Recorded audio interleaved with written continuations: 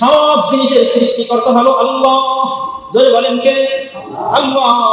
আল্লাহ হলো সব জিনিসের সৃষ্টিকর্তা। এরপরে আল্লাহ বলতেছেন আল্লাহু আলা কুল্লি শাইইন ওয়াকিল, এবং সব জিনিসের ব্যবস্থাপক তিনিও একজন আল্লাহ। সৃষ্টি করে ছেড়ে দিলাম বিষয়টা এমন না। ওয়াকিল মানে অভিভাবক, যিনি প্রতিপালন করেন, দেখাশোনা করেন, যিনি প্রত্যেকটা জিনিসের ব্যবস্থাপনা করেন, তাকে বলা হয় ওয়াকিল। তাকে কি বলা হয়? ওয়াকিল বলা হয়, ব্যবস্থাপক বলা হয়, অভিভাবক বলা হয়। আল্লাহ পাক রব্বুল আলামিন এই পৃথিবীর জমিনের ভিতরে যত প্রকার মাখলুকাত সৃষ্টি করেছেন, সব মাখলুকাতগুলো সৃষ্টি করার পরে আল্লাহ পাক যে বিনা দায়িত্বে, কোনো দায়িত্ব ছাড়াই যে ছেড়ে দিয়েছেন, বিষয়টা এমন নয়। একটা পিপিলিকা আজকে দুপুরবেলা কি খাবে, সে কখন কোথায় যাবে, এই খবর আমার আল্লাহর কাছে আছে নাকি নাই বলে? সব জিনিসের খবর আল্লাহর কাছে আছে। প্রত্যেকটা বিষয়, প্রত্যেকটা জিনিস যিনি নিজের জেহেনের মধ্যে ব্যবস্থাপনা করেন। আমরা কি খাবো, কোথায় যাবো, কিভাবে আমাদের জীবনটাকে পরিচালনা করবো, এই সব কিছু আল্লাহ রাব্বুল আলামিনের ব্যবস্থাপনার মধ্যে আছে নাকি নাই বলে? আল্লাহ পাকের আরশের নিচে একটা তক্তা আছে। জোরে বলেন কি আছে? তক্তা, লাউহে মাহফুজ যাকে বলা হয়।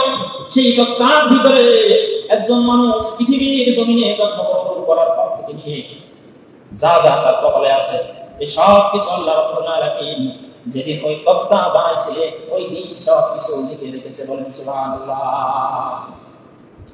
তাকে বলা হয় লাউহে মাহফুজ।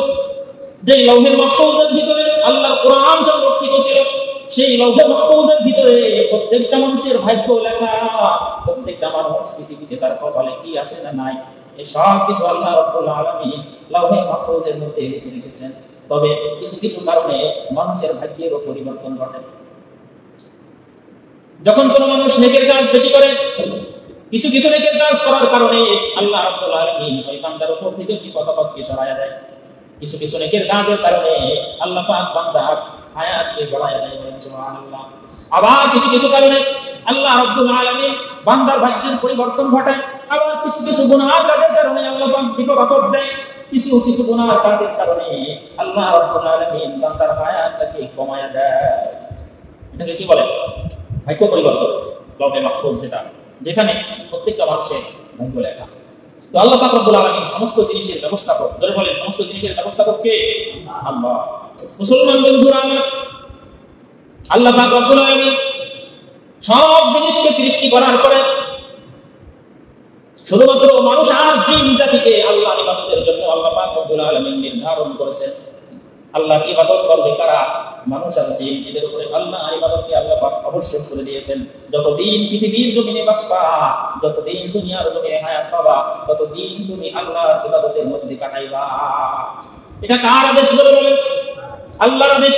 আল্লাহ রাব্বুল আলামিন কুরআনুল কারীমের মধ্যে বলতেছেন, ইয়া আইয়ুহাল্লাযীনা আমানু আতিউল্লাহ ওয়া আতিউর রাসূল। এই বান্দারা, তোমরা আল্লাহ এবং আল্লাহ রাসূলের অনুসরণ করো। কার কার কথা বলেছেন? আল্লাহ এবং রাসূলের কথা বলেছেন।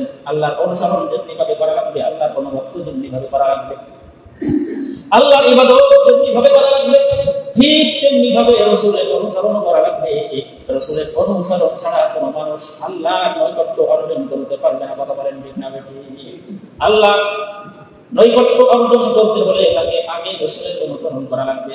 আল্লাহ রাব্বুল আলামিন কুরআনুল কারীমের মধ্যে বলতেছেন, কুল ইন কুনতুম তুহিব্বুনাল্লাহ ফাত্তাবিউনি ইউহিব্বুকুমুল্লাহু ওয়া ইয়াগফির লাকুম যুনুবাকুম আল্লাহু গফুরুর রহিম। হে নবী, আপনি দুনিয়ার মানুষকে জানায়া দিন, দুনিয়ার মানুষ, তোমরা যদি আল্লাহর মহব্বত পেতে চাও, আল্লাহর নৈকট্য অর্জন করতে চাও, তবে তোমরা আগে আমি নবীর অনুসরণ করো। এজন্য আল্লাহ পাক রব্বুল আলামিন যেখানে আল্লাহর ইবাদতের কথা বলেছেন, সেখানে রাসূলের অনুসরণ করার কথা বলেছেন। কথা বলেন ঠিক না বেঠিক? রাসূলের